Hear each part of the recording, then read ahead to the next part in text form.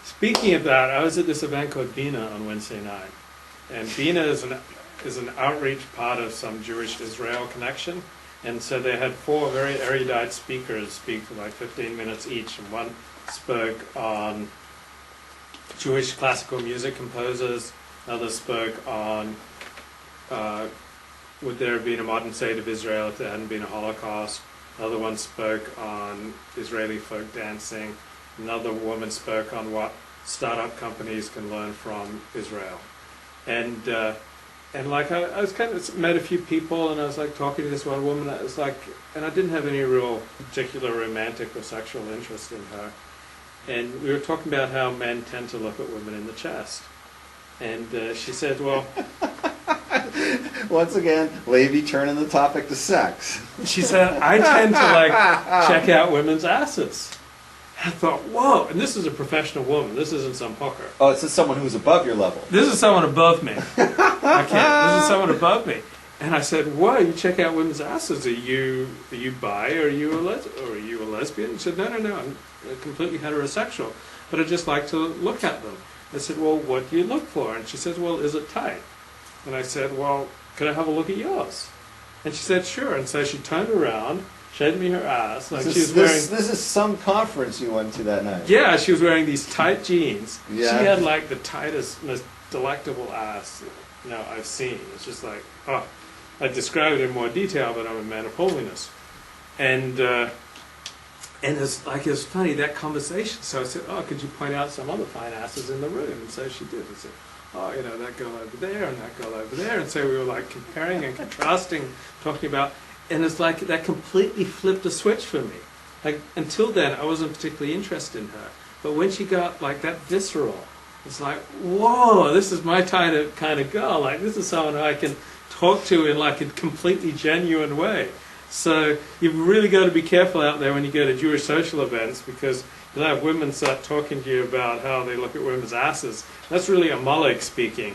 And is that? Yeah, that's how it ties in. So I just couldn't believe how this woman just said one thing and it suddenly completely transformed the way I related to her and my interest level in her. And I just thought it was such a beautiful thing. It was like this one rare moment of honesty in like a social gathering where she like talked topless. And it's like, she talked tuchus with you. She talked tuchus with me, and it's like, and it was wonderful because we had something in common, because I look at women and she looks at women. And so it was like, it was such a beautiful thing, and I'm still like riding the high from that interaction. And I just wanted to share that. And on her Facebook interests, she lists cuddles parties. Have you ever hosted a cuddles party? I'm going to have to go with a no on that. Cuddles party? I'm going to have to go with a no on that. I don't think I have either, but I'm really intrigued, and I've added that to my Facebook interest list too. You don't even know what it is. I don't even know what it is, but I want to know. A cuddles party. I mean, that's totally a way to let Amalek in the back door. Like, Amalek comes into modern Jewish life through cuddles parties, so you've got to be eternally vigilant, and you've got to stay tight.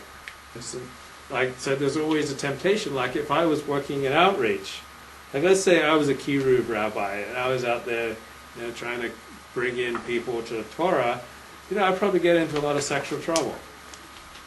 So human beings are easily corrupted, and by having so many... It's because you're not married. Yeah. Torah says that a teacher should always be married. Mm-hmm. Unless you're like just teaching guys who are adults, I don't think that's going to be a big deal. Right. But if you're teaching like kids and stuff because the moms come to pick up, and you start flirting around with the mom, and we don't know what's going on. I'm Kiruving her in, and let me give her a little extra special private attention. She's got some troubles at home. Come for some Torah counseling with Levi, and I get into all sorts of trouble. Like I just like. Next thing she starts rubbing your tummy, and I know how that's like that's. Speaking of that, there's a great. Have you seen the movie Lebanon? It's shot from inside a tank, basically during the Lebanon War. It's an Israeli film. Okay. And the tank commander remembers when he was 11 or 12 years old. He was at school and he found out that his father had died. And so the teacher said to him, "Oh, I'm so sorry." Here, she embraced him. And she was very voluptuous, and he got very excited by how voluptuous she was. And so she drove him home. His father had just died, but the whole time he was like fully erect. And so he couldn't go in to like the house of mourning and like interact with anyone because he had this raging heart on.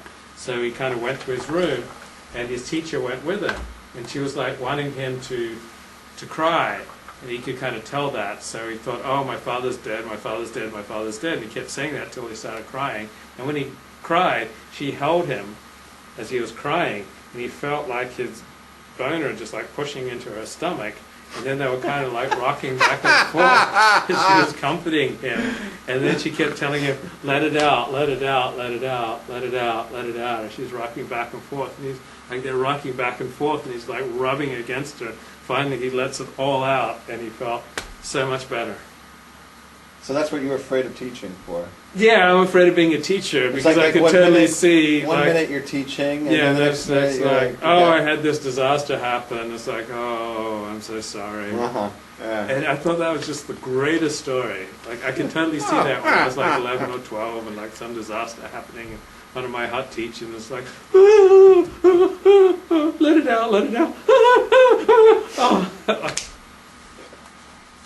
Yeah, so check out the 2009 or 2010 movie Lebanon. So, and if I ever come into a teaching position, you should like notify the shul so that don't worry, you're taken away from me. After tonight, nobody's gonna ever hire you for anything. And also, if people don't offer me jobs as a grief counselor, it's like a lot of people come to me and say, "Oh, Levi, you should work in grief counseling. You should go around to people who are in grief and provide solace." And I'm thinking now, upon reflection, after hearing that story, probably would not be well suited for grief counseling unless it was solely with guys. And it's no temptation for me. Yeah, I think I'm very strong that way. And I think that you would be good in a